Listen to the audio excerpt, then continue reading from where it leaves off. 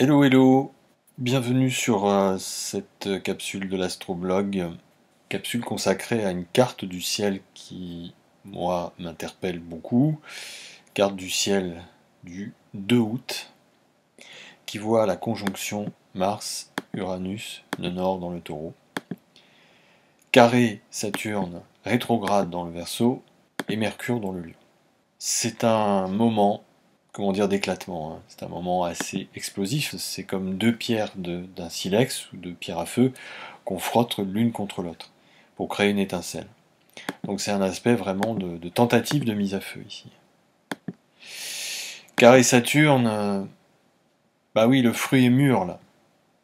Vous voyez que Saturne, en étant rétrograde, revient se mettre en position donc de carré Uranus. C'est la troisième et dernière fois. Vous savez, premier passage, deuxième passage, troisième passage. Le troisième passage, c'est souvent c'est le final. Et le final, pour moi, selon mon analyse, risque fort d'être quand même très explosif, hein. Du coup, est-ce que le feu va prendre à la suite de cette tentative de mise à feu? Ça, je ne sais pas, c'est difficile à dire. Mais en tout cas, il y a quelque chose là qui, pour moi, augure, comment dire, beaucoup de réactions impulsives, beaucoup d'impulsivité, beaucoup d'impulsion. Sur le flanc positif de cette dynamique-là, c'est génial parce que du coup ça donne vraiment énormément d'énergie créatrice pour justement s'engager dans de nouvelles voies et rompre avec justement des anciennes, avec ce carré, hein. Il y a un détachement qui se fait ici, étant donné que le fruit est mûr, hein. Je rappelle que le carré décroissant c'est d'un aspect de maturité, ça correspond au signe du Capricorne et donc de Saturne. C'est Saturne donc qui est bien dans sa peau ici de fruits arrivés à maturité. Mais il y a quelque chose qui est quand même de l'ordre un peu de l'implosion ici quand même, hein. C'est un éclatement en Mars-Uranus, hein. Donc est-ce qu'on va pouvoir cueillir ce fruit? Et puis dans quelles conditions? Euh, comment on va le cueillir? Qui va être en mesure et en capacité de le cueillir?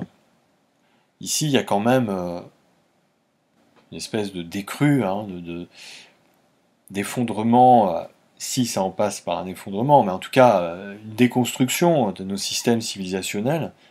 C'est parce qu'ils sont arrivés à terme, ils sont arrivés au bout, et que bien, il est intéressant de récolter les fruits de tout ce cycle-là, les bons fruits bien sûr, et par contre, du coup, les fruits qui ne sont pas comestibles, bah du coup c'est de pas les récupérer, hein, c'est de s'en débarrasser. Saturne, ce carré là nous dit patience et longueur de temps font mieux que force ni courage. Mais, tout le monde ne l'entend pas voilà, de cette même oreille, tout le monde ne reçoit pas ce message saturnien de la même façon, tout le monde ne le comprend pas, et ne l'intègre pas et ne le vit pas de la même façon. Idéalement, il faudrait le vivre comme ça, pour justement pouvoir se reconsolider, se consolider, s'autonomiser, se responsabiliser de la manière la plus judicieuse possible, la plus efficace possible, la plus intégrative possible avec Saturne. De composer avec les meilleurs éléments possibles autour de soi pour devenir une forme la plus aboutie possible, donner le fruit de son aboutissement, de son accomplissement, le meilleur fruit possible.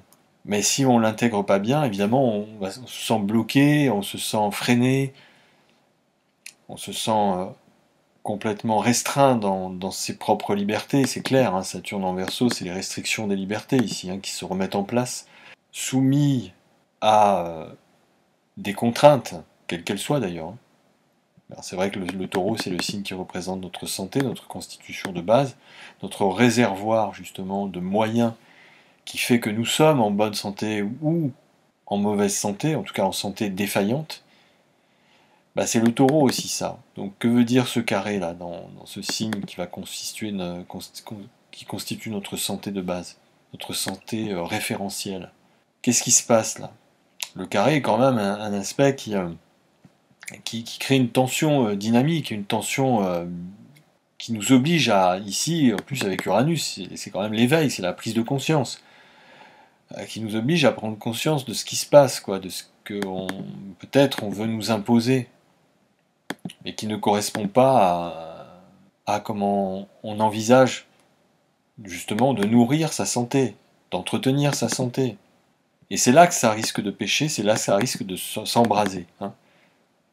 Je dis bien, je parle du contexte révolutionnaire déjà depuis 2 ans et demi, 3 ans, du fait des rétrogradations de Saturne, ça se met en place petit à petit, là c'est le dernier passage, dernière rétrogradation, puis ensuite à revenir direct sur ce carré à Uranus, et au moment où Mars fait la conjonction, là, avec le nœud nord, signe des valeurs du taureau aussi, donc là, c'est une sorte de mise à feu ici. Hein.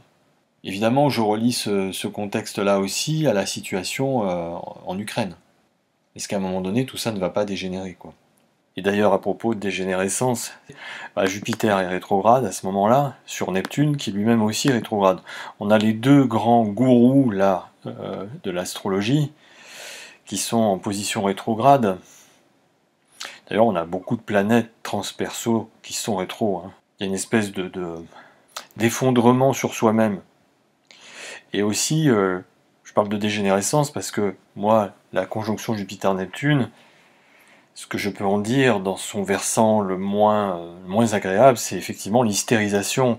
C'est-à-dire qu'un phénomène de peur qui a déjà bien été entretenu pendant ces dernières années et qui est toujours présent, hein, qui est toujours sous-jacent et qui peut faire réagir d'une façon complètement irrationnelle une majorité d'individus, un groupe d'individus, d'avoir des réactions un peu, surtout dans le bélier, impulsives, qui ne cadrent pas avec la manière dont il faudrait réagir de façon rationnelle, posée, sensée, avec une certaine sagesse que nous invite à faire Saturne, de rester lucide, de faire preuve de discernement dans tout ce qui se passe.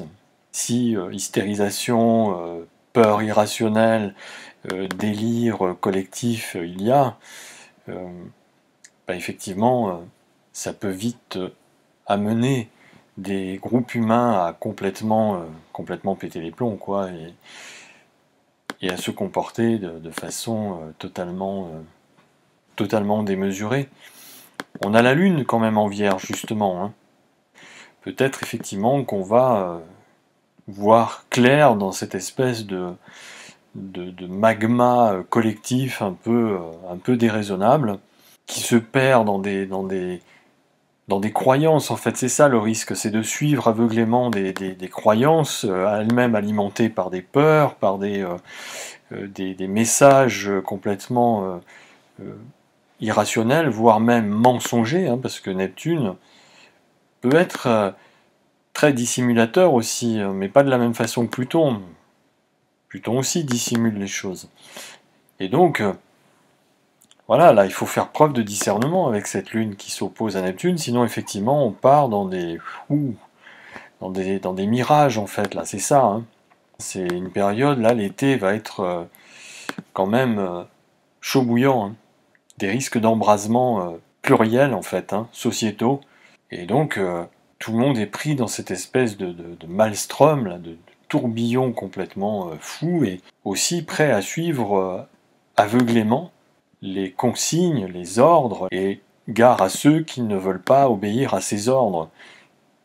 Et du coup, la société pourrait de nouveau se fracturer, mais alors cette fois-ci de manière beaucoup plus tranchante, hein, et avec des violences manifestes. Hein, parce que il y a une confrontation dans le sens des valeurs qu'on donne à la vie, à la manière dont on nourrit sa vie, du sens qu'on veut lui donner, du sens de valeur qu'on veut lui donner. Je vais faire une synastrie de cette carte du ciel avec celle de M. Emmanuel Macron et celle de M. Vladimir Poutine, et vous allez voir que c'est très intéressant, parce que ces deux personnes vont être particulièrement touchées par justement cet aspect-là de mise à feu, de déclenchement, d'impulsivité, d'impulsion. Avec donc à gauche ici le thème de M. Poutine, et à droite le thème de la carte du ciel du 2 août. Et alors regardez, la conjonction Mars-Uranus, le nord, qui vient sur le Jupiter natal de M. Poutine en maison 7. Ça c'est énorme, énorme. Saturne rétrograde sur le nœud nord de M. Poutine et sur son fond du ciel ici, qui oppose à son Pluton natal. Donc carré, Saturne céleste, conjonction Mars-Uranus nœud nord céleste, qui vient faire aussi le carré à son Pluton natal ici dans le Lion. Et ce jour-là aussi, donc Mercure vient forcément faire la conjonction à Pluton. Donc là, il y a quelque chose qui parle à M. Poutine énormément dans son thème et dans sa manière de relationner. Ça fait aussi une opposition à sa Vénus natale dans le Scorpion. On va dire que c'est chaud patate là quand même. Hein. Le thème de M. Poutine est fortement activé du fait de ces aspects. Sur son Jupiter, en plus, la conjonction Mars-Uranus, l'étincelle, pourrait s'amplifier. Hein, parce que je rappelle que Jupiter est une planète d'amplification. Ça fait carré Pluton. Il y a comme une sorte de sentiment d'injustice profond qui pour lui est arrivé à son point d'acmé et qu'il pourrait exprimer à sa manière. Sentiment d'injustice, évidemment, qu'il ressent, comme je l'ai explicité dans le développement de son thème. Évidemment, c'est quelque chose qui est subjectif, qui lui appartient, c'est lui hein, qui ressent ce sentiment, mais en tout cas, pourrait bien ne plus trop s'embêter à ne plus vouloir l'exprimer. Vénus céleste ce jour-là, également, fait conjonction pile poil, hein, conjonction exacte à Uranus natal dans le Cancer. Carré à cet amas planétaire, Soleil, Saturne, Neptune, Mercure. Donc voilà que le thème de M. Poutine, là, est particulièrement excité. Et comme j'ai expliqué, M. Poutine est du signe de la Balance, c'est quelqu'un qui est réactif.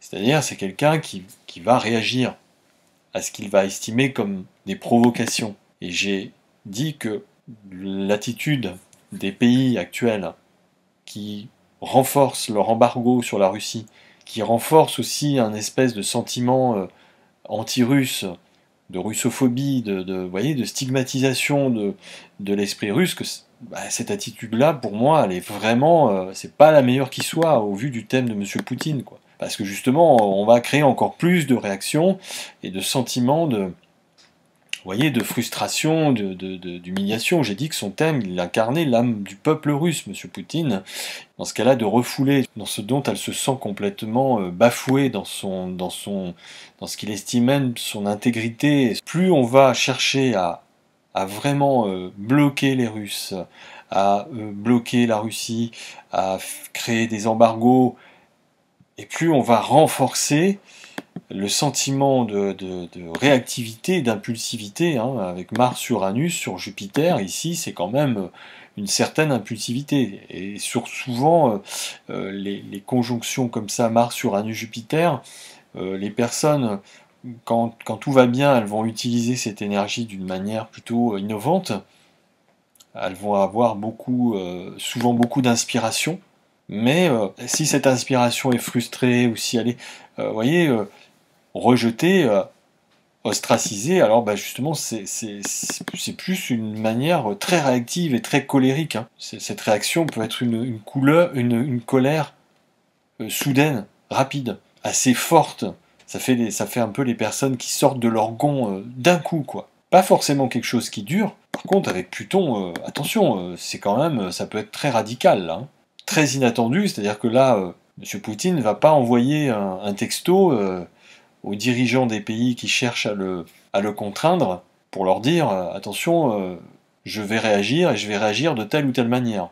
Attention à sa manière de réagir là qui pourrait être très forte et très radicale de ce point de vue-là. On va regarder maintenant la carte de M. Macron par rapport au thème du 2 août et regardez, hein, Mars, la conjonction Mars-Uranus, le Nord, sur sa lune natale, en 3, opposition à Uranus natal, et un carré large, mais en tout cas ça vient quand même activer le carré à son Mars natal en Lion.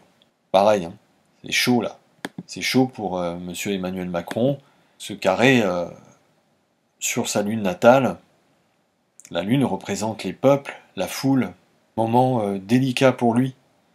Pluton vient rétrograder sur son ascendant natal. pas évident hein, pour monsieur Emmanuel Macron également, un moment difficile, un moment assez explosif. Les aspects Mars-Uranus sont quand même des aspects très électriques, hein. De l'électricité dans l'air, hein, c'est clair. C'est comme être assis sur une poudrière ou de devoir cheminer sur un terrain miné, quoi. Il y a quelque chose d'un peu soudain, d'un peu inattendu là qui vient le, le- le- qui vient le réveiller tout à coup, hein, comme s'il mettait les doigts dans la prise sans s'en rendre compte et du coup de prendre une décharge électrique là qui lui fait mal et qui le secoue, hein, qui l'oblige aussi à sans doute changer, hein, changer de paradigme, revoir revoir ses décisions, revoir ses positions. C'est ce que je dis, Monsieur Macron, il a ça dans son thème de naissance, hein, devoir absolument changer changer d'attitude, hein, beaucoup plus s'ouvrir, beaucoup plus s'élargir avec son Verseau intercepté ici, et son Soleil Sagittaire et toutes ces planètes aussi en Sagittaire, hein, qui l'invitent à vraiment élargir sa pensée, élargir ses conceptions, élargir ses concepts de pensée, et opposer Jupiter dans la 5. Sortir d'une posture peut-être un petit peu rigide, un peu fixe, et trop autocratique. Mais c'est pas évident. Pour ça, il va falloir qu'il reçoive ouais, un petit peu des décharges électriques là, pour pour le réveiller, quoi, pour le sortir justement de ces postures trop, trop dirigistes et trop bornées. Maintenant que j'ai dit ça, je vais superposer le thème de M. Macron avec celui de M. Poutine. Vous allez voir, c'est intéressant également. Voilà, donc le thème de M. Poutine est ici à droite, celui de M. Macron à gauche. Donc toujours partant du principe hein, de cette conjonction Mars-Uranus-Nord sur la Lune et sur le Jupiter sur la Lune de M. Macron et sur le Jupiter de M. Poutine. Et regardez, le Jupiter de M. Poutine est conjonction à la Lune de M. Macron. Jupiter, c'est la planète guide, gourou. Donc la planète Jupiter de M. Poutine vient quelque part montrer, donner un peu une leçon de pouvoir et de politique à M. Macron. Pour moi, c'est clair. M. Poutine est le gourou. Tout ça, bien sûr, entendu sur un plan du karma et sur un plan bien supérieur, sur un plan d'évolution des âmes et des rôles à jouer des âmes. Et comment ces âmes doivent incarner leur mission. Et ce qu'elles ont à faire, ou au contraire ce qu'elles n'ont pas à faire et ce qu'elles n'ont plus à faire. Et pour moi, M. Poutine est une sorte de guide, éclaireur de M. Emmanuel Macron. Et regardez en plus, le Pluton de M. Poutine vient en conjonction au Saturne de M. Emmanuel Macron dans le Lion. M. Poutine, avec son Pluton, parle au Saturne de M. Macron, qui est le maître de son ascendant, et il lui montre son chemin, hein, son iode là, il lui montre son chemin de vie, son chemin de mission, son chemin d'authenticité et de vérité, de simplicité d'être. Et le soleil de M. Poutine vient sur le Pluton de M. Macron. Il y a un rendez-vous avec l'histoire pour ces deux personnages, un rendez-vous d'âme à âme. Et c'est le maître qui montre aux disciples, qui montre à l'élève ce qu'il ne faut pas faire ou ce qu'il faut faire, qui lui indique comment se comporter par rapport à, effectivement, certaines forces d'autorité, certaines forces de pouvoir qui viennent de l'âme. Voilà ce que je pouvais dire sur cet aspect-là. L'été va pas être forcément très facile. C'est vrai que en principe c'est la période de vacances et on a plutôt envie d'être tranquille et d'être bien, mais là ça va pas forcément être le cas. L'été, pour moi, risque d'être assez chaud, hein, dans différents d'ailleurs sens du terme. Chaud parce qu'on risque d'avoir très très chaud, hein, par le fait que le climat soit assez réchauffé, mais chaud aussi en termes de situation sociale, de situation politique, de situation internationale. Donc trouvez-vous des espaces de fraîcheur. Le taureau, je le rappelle, c'est quand même aussi la possibilité de, de se raccorder à la nature, de se raccorder à la terre-mère, à Pachamama, pour s'y sentir bien, pour s'y rafraîchir, pour s'y nourrir de bonnes choses. À très bientôt.